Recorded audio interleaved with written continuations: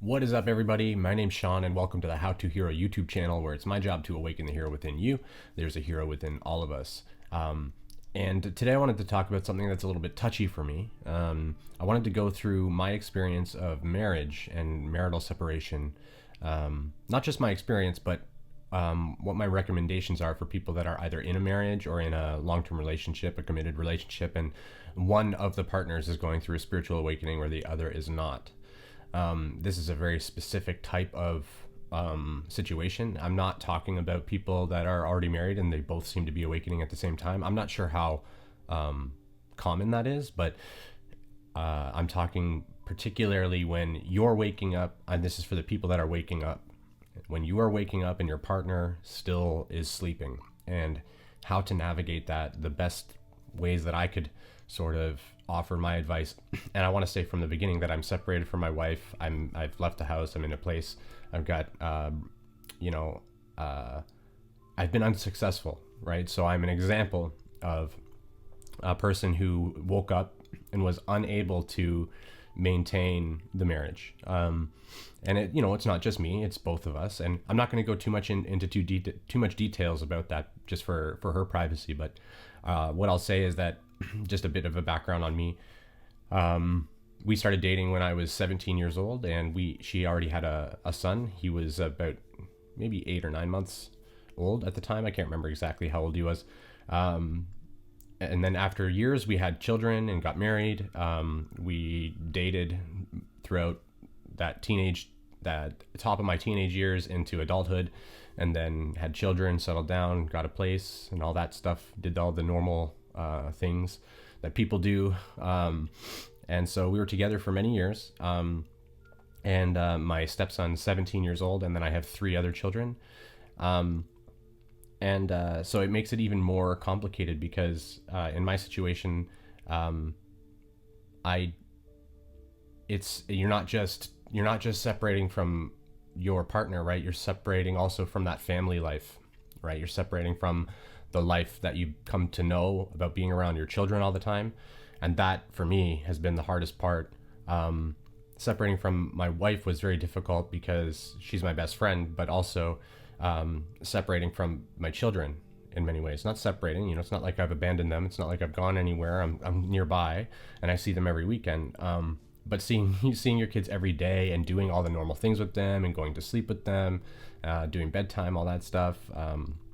And then suddenly you don't see them for, days on end. And it's way harder than I knew it was going to be hard, but it was way harder than I anticipated. And I say all this because,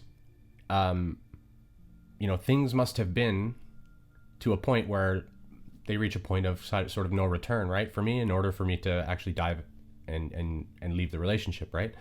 And so I wanted to say that it wasn't exactly like that. It's a challenging situation to be in when your partner is not awakening, because they have just a basic difficulty in understanding what is even occurring to you. And in many cases, like mine, I had a very abrupt, spontaneous Kundalini awakening. At that time, I had no real concept of any of this stuff. And overnight, my priorities over what I cared about were shifted. So all the things that I cared about in the past, mostly material things like my job or that type of thing, or what people thought of me, or these types of things, sort of just fell away. And as those fall away, your personality changes. And so your partner now is like, who's this person? Yesterday you were this person, and now you're this person. And you're also being, you're not being the one that I expect you to be. And that's a problem.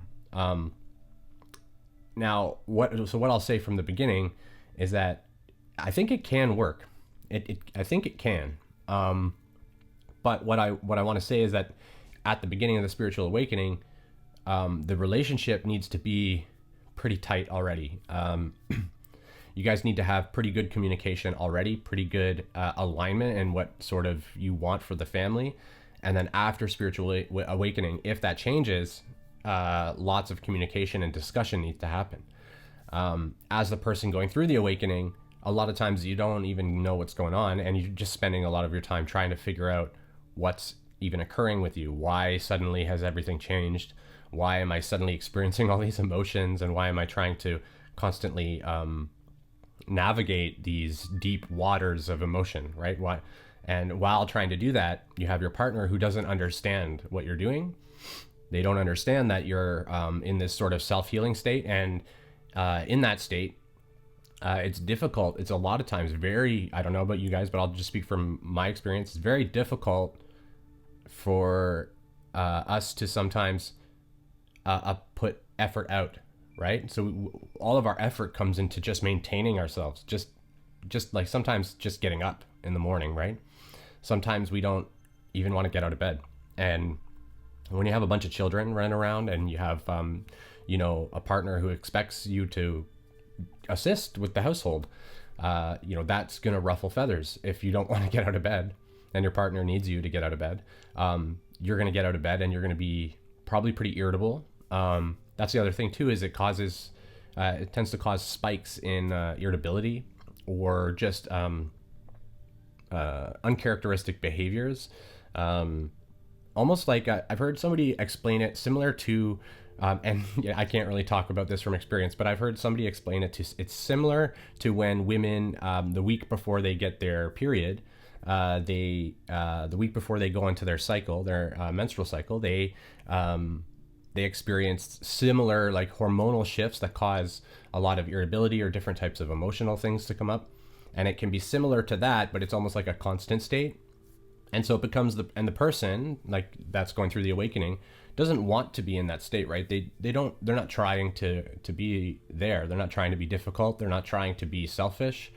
But at the same time, their priorities have also shifted. So they understand that in order to get themselves in order to fix the outward issues that are in the relationship, they need to fix what's within first. And so what ends up happening from their perspective too is all the different little shadow aspects of the relationship really show up. You can really see where your partner maybe has these certain habits or types of things that they do that really bother you. And although they bothered you initially, you just sort of brushed it off because it was, whatever, right? You just dealt with it. Or you ignored it entirely and didn't really notice it in your conscious perception. As you awaken, these things come into your conscious perception and you're like, oh, when they do this, they're actually just controlling me for their own little power trip. And you see that, and you start to see your own behavior that's the same thing that mirrors that. And part of the thing is to face all of this without judging them, which is also hard. So you have all these feelings come up of, it's their fault. It's their fault that they've done this and they've done this, and you can get very resentful very quickly. Very easy to get blamey and start blaming every single thing that's bad on them. If they were more supportive of you, if they understood you, if they, if they could just listen to what you were saying, then everything would be fine. And it's just not that simple. Not only can they, whether they try to listen or not, they don't have a frame of reference, right? They don't know what you're talking about. And I'll make a brief analogy. I don't know if this is a good one, but imagine if you're like a carpenter and you build houses or something, and then you go home and you start telling your partner, who is somebody who works in finance and has never built a house, you start to explain the details of building a house. They're not gonna get it. Like they'll understand conceptually sort of what you're saying, but a conceptual understanding of something and the experience of it are two different things. And in order for us to fully grasp something, we need to really experience it ourselves. And the other frustration is that we can't bring them with us. We can't pull them into an awakening. Literally, we have sort of systems in place, little barriers. That's why a lot of times when we have a really big awakening, because we go through stages of awakenings, they're cyclical, and we have different ones, right? And different intensities, different, topics of the awakening. It's almost like these epiphanies.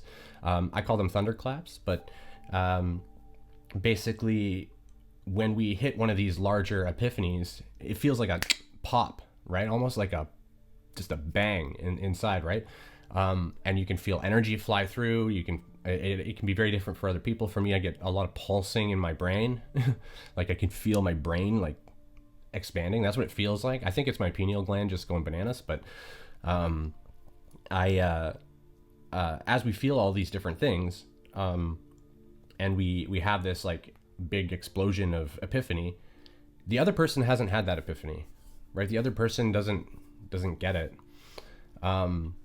And a lot of times after we have these epiphanies, now suddenly the foundation of our world now is shifting. It's like in this state of rupture where everything's kind of collapsing around us. All of our long-term built beliefs and things that we thought we believed in, a lot of it was sort of programming from parental figures or authority figures, society, friends, things like that.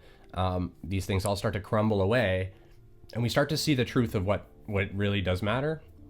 We start to see more of what our heart desires too. And it can be so tricky. So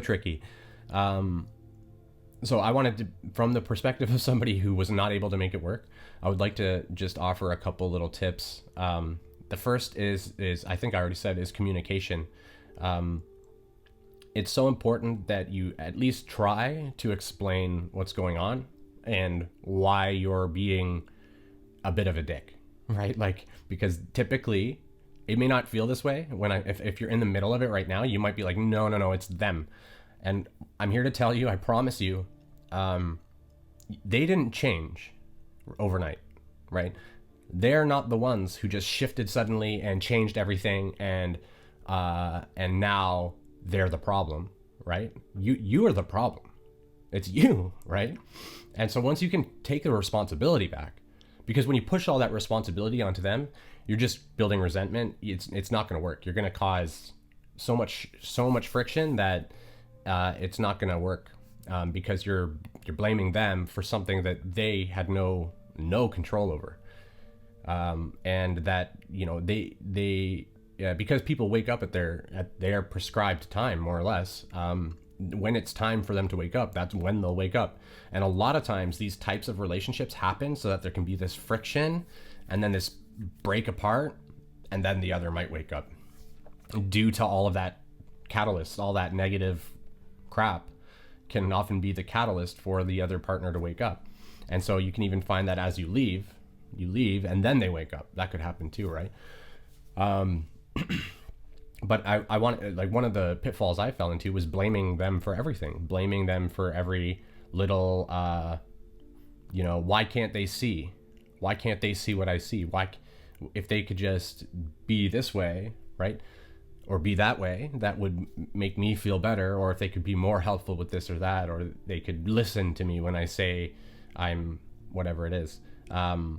We feel like we're not listened to. We feel like we're not heard. We feel like people don't understand us, and that's because they don't. They don't understand. They can't, and that's why we need to take the blame off of them, and understand, just going straight into it, that they don't get it. They're not there yet,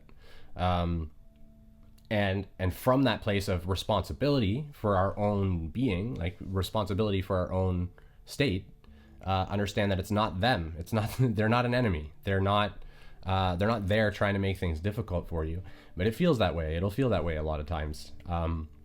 They're there and they're trying to make sense of what's happening and why their life now is shifting, right? Their life's getting turned upside down because the partner that they thought they had is like vanished, more or less, right? At least for me, that's what it was. Sean left the building. So, and it's not always that, what's the word? It's not always that potent of an awakening. Sometimes it happens in more gradual stages, but over time, over a 6-month period, it could be that suddenly that person's different. And you start to see a lot of their manipulation tactics as well. And they still, and you'll notice yours. And so in an effort to try and fix yours, you'll try to start stopping the manipulation, because you're starting to see, oh, I'm actually being manipulative when I do this or that. But they may not stop, right? They may continue. And then you blame them because they're manipulating you or trying to manipulate you. But one of the things that I think is really important is to remember that they're acting these stories out, these narratives out, in order, because that's how they think they're supposed to be. That's how they think things are done. That's what they've been taught to do by either you, in many cases, you trained them to be this way, in that sort of, if that makes sense. So in relationships, we set boundaries around what we deem acceptable and what we don't. If we let somebody manipulate us for 10 years in this certain little way, they're going to keep trying to do that. That's the way that they operate with you, because that's the way that you've allowed them to operate, and that's the way that they've seen to be effective. So they're going to keep doing it. And a lot of times this happens in marriages because people just don't want to have the fight, right? They don't want to have the argument or the discussion. And so my advice is to have the arguments, have the discussions, be vocal, be more vocal, because, that's, I think at the end of it, I think what really forced my marriage apart was that I wasn't vocal. I wasn't vocal with what was going on with me. I wasn't vocal with the kind of support that I needed. I wasn't vocal with anything. And I basically just cut her out. It's not fair. It's not fair to her. So inevitably, after a period of that time, it was less than a year of after I woke up, I couldn't do it. And I spent a lot of the first few months of my awakening, I would say, like a good chunk of it, blaming her for everything with the relationship being wrong. And then, I would think stuff like, it takes two, right? But what I'm saying is it's her fault. And it's not fair. It's not fair, especially because we're responsible for our environment. We're responsible for our choices. We're responsible for what happens to us. We are the ones who are responsible. We are the creators of our reality. We are the ones. We are divinity. And when we don't take responsibility, we're just going to keep having these cycles of things happen to show us how we should take responsibility. And this is where we have like those karmic cycles and karmic lessons. And a lot of times the relationships are perfect for the timing, right? So we have the perfect relationship for the time. And then it comes to a point where, is that relationship going to continue or not? And it's a hard decision. So I'm not going to even broach the topic of trying to make the decision, other than to say it's entirely up to you. Like, nobody's going to be able to give you an answer there. You may find it unbearable to wait for them to wake up, because they will wake up eventually. However, they may wake up when they pass away. Right? That's, if they don't wake up in the physicality when they pass away, that's when they'll wake up. So it's in another way, being with somebody who's not awake, it can be a form of service, right? You could think of it that way as well. Service to yourself and service to the other person by maintaining presence for them and maintaining space for them. However, during the awakening phase, which it's never ending, I think, but there's a point where I think you reach a plateau of mostly stability, or you start to be able to deal with the waves a bit better, and so you can remain more stable. And it's different for everybody. Some people just wake up and then they're just stable, constant. Like, I've seen that happen as well. But based on the way that things go, you may find that it's just too difficult, that you're just too different now, and that because the communication isn't happening, you just don't know what to do. So again, my recommendation is to make sure you're upfront with all of this stuff. Make sure that you're explaining, the energy, and that's the hard thing too, is like, you may have to start trying to convince people that energy in the world is making you feel shitty, right? You feel kind of shitty because you're pulling in all this energy and you're not sure how to deal with it yet. And in a lot of cases, they may just think that's not real. Like, that doesn't make sense. They may not believe in that. They may have all these different spiritual beliefs or religious beliefs that denounce that type of thing. And so it becomes this challenge that it's not easy. It's definitely not easy. And my heart goes out to anybody who's going through something like this, because it's so difficult to reconcile in your mind. But I think the most important thing to do, that I've learned that I should have done better, everything happens for a reason. All is perfect. This was the divine plan. Had I known this before, maybe things would have went better. But I know that I was meant to be on my own, at least for now. I know that's the intent here, that I was meant to pull away.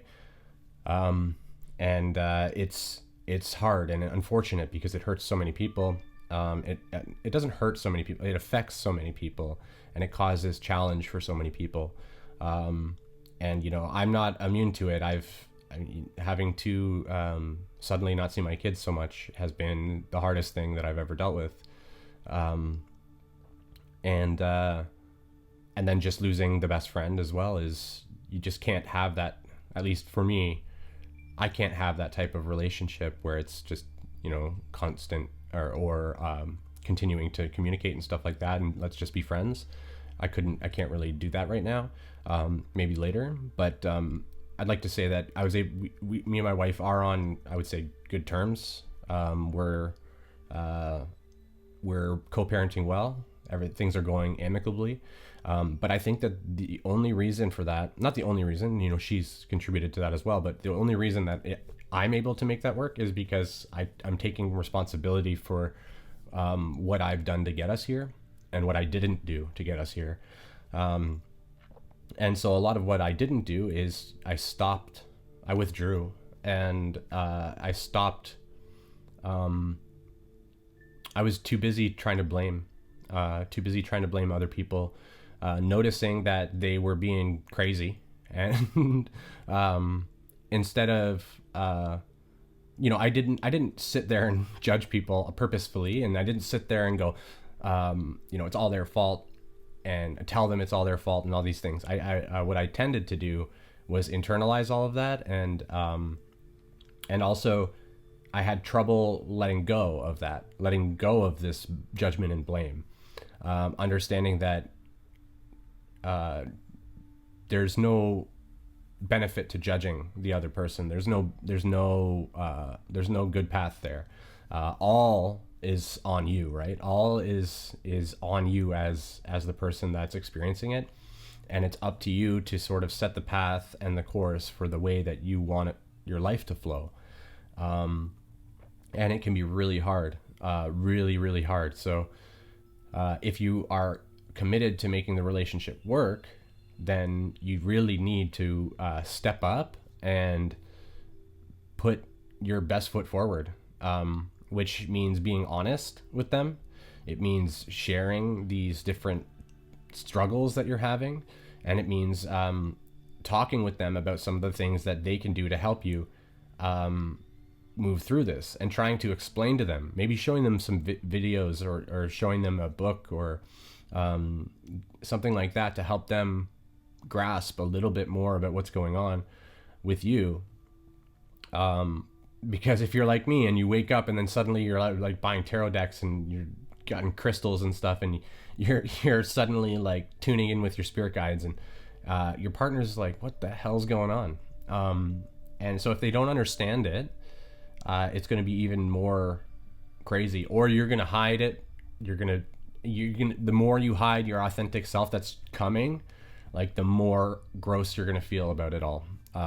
So that's the other thing, is like being honest about what's changing within you, why it's changing, what your plans are, if you know them. That's the other part too that's challenging, is because everything shifts and then we don't even really know what we're doing, right? Well, what am I here to do then? Because I don't want to do the job I was doing, but what do I do? Right? So that's totally a thing as well. But those are the types of, like, you have to be like, listen, babe, I don't want to work ever again for like the person I was working for. And I don't really care about money. And that's the type of conversation you have to have. Like, and they're going to be like, what are you talking about? We have kids, we have all these things. and you're not going to be able to say, oh no, we have to trust in the universe and to provide for us. We have to trust that that the plan will emerge and will show itself to us. And as I flow with my heart and pursue my passion, that's what will put food on the table. They're going to be like, no, I don't I don't think that that's great. And of course, they're not. They haven't started to sort of feel that reconnection with source, right? So they don't have the trust yet, and maybe you don't either. So maybe you're not there yet. But anyways, I think that's the most. I just wanted to offer. I know this is a random sort of video. I just felt like there were so many different things that I could have done differently, that maybe would have allowed things to work out. Again, things worked out best case scenario. This is the best for both of us. She deserves to have somebody that is more like her and more interested in the things she's interested in. I'm not going to go into all the details, but our relationship was kind of touch and go a lot of the time throughout our life. We were very close as friends, but like just as people, we had very different views of the world and stuff like that. And so we always kind of clashed, and our communication wasn't really the best. We pulled away from each other a lot. So as the awakening came, that just all exacerbated. And she did try. To her credit, she tried to understand, and she tried to ask me questions about it and tried to get involved, but I was too shut down. I was too shut down and unavailable emotionally to get involved in discussing it. And to be honest, I didn't even really know what to say at that time. So I didn't even really know what to say. Like, how do you describe, like, I feel like I should just sleep in bed for 3 days. Like, how do you describe that? And it wasn't depression. It was this energy issue. It was energy and all these other issues. But anyways, so I think that's, just to reiterate, I mean, if you think about some of these problems that I've talked about and some of the different things that I made mistakes with, which is mostly around taking responsibility for your side of things and not pushing all the blame onto them just because they haven't awoken, right? Like, it's not their fault. And if you want the relationship to work, you're going to really need to take a harder look at yourself and really relinquish the blame, hold space for them, because it's you who changed the situation. You changed things up, made things topsy-turvy, and now they're trying to like get their balance, and they don't know what the fuck's going on. And so the more you can bring them into your world and help them see, the more, and again, without expectation of waking them up. That should never be your expectation, because it's not likely to happen. You could get lucky, but what you want to do is just include them in your world. Include them, like when you wake up in the morning and you feel like garbage for some reason, just you feel like bleh, and you feel irritable and whatever, because you could be working on something. A lot of times we're working on things, emotions and stuff, and we don't even know what we're doing. We don't realize. And then we start to pull it up and we're like, oh my God, right? So we can be jerks, I think, in some of those days. And if we approach them with like truth and honesty and compassion for ourselves, compassion for their situation, and try to be communicative, truthfully, and authentically, that's, I think, where the money is. But not money, of course. But that's where I think the main way to kind of go through this successfully. Whatever happens, it will be within the best interest for you, right? It will be within the best plan for you that you've devised yourself. So, you have to trust in that as well, that it may come to a point where you understand that this isn't working. And all I want to say there is, really investigate that to determine if it's not working because you are not allowing it to work, because I'm going to tell you that that's probably the case. You're not allowing it to work. I know for me, that's why I had to leave. I wasn't allowing it to work. I was not going to allow it to work for various reasons that are too personal, but I wasn't allowing it to work. I desired something different, and it felt like a cycle had ended for me, and it was time for me to change and move on from that relationship. Although for a long time I fought that feeling. I fought that hard because I knew that it would mean everything changing with the children and everything else. And I would talk a big game about it too. Not that I talked to everyone about it, but I had a friend that I talked to about it. And I would talk about it a lot, about how that's what I'm going to do. But to actually pull the trigger and go and do that, it was hard. And, I actually, after separating, I still stayed at the house even for months because I just wasn't ready to leave. I couldn't bring myself to leave. It was too, I don't know, traumatic or difficult, or I felt like I couldn't handle leaving. And it wasn't about staying with her, though. It was more about the children and making sure that, just being comfortable. It was about me diving into the new challenge of leaving and going on my own. And so that held me there as well. And so even after the separation, it still drags things on, right? Everything needs to be done at its correct pace. Like, there's no reason to rush or push yourself into all these different crazy things. On this video, it's starting to get a little long, so what I'll do is I'll close it off there. I hope that just sharing this sort of experience and my perspective on it is helpful. I thought, what better way to help people work through this type of thing where one of them's awakening and the other one isn't, by talking from the perspective of a failed attempt, right? I can talk about the different things that I did wrong, which I think I did. If you have any questions, though, let me know in the comments. As long as it's not too private for my wife, I